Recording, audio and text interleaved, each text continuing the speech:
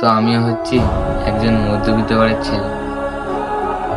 হ্যাঁ, আজকে আমার মুখ থেকে সত্যি কথাটা শুনলে হয়তো তোমরা বুঝতে পারবে। তো হ্যাঁ, আমার নাম রাজ। আমি একটা ছোট্ট গ্রামে থাকি, আর আমার কাছে বড় বাংলোও নেই, ভালো ক্যামেরাও নেই যে ভালো ভালো কন্টেন্ট দিতে পারবো। আমার এই ছোট্ট ঘর। হ্যাঁ, আমি একজন বড় কিছু হতে চাই, তাই আজকে ইউটিউবের জগতে পা রেখেছি। জানি না লাস্ট পর্যন্ত কি হবে, কিন্তু তোমাদের সাপোর্ট থাকলেই আর তোমাদের ভালোবাসা থাকলেই আমি ঠিক উপরে উঠতে পারবো। সেইটুকু আশা আর ভরসা নিয়ে আজকে আমি ইউটিউবের জগতে পা রেখেছি। হ্যাঁ, তোমরাই পারো আমাকে টেনে উপরে তুলতে আর টেনে নিজে তো নামিয়ে দিতে।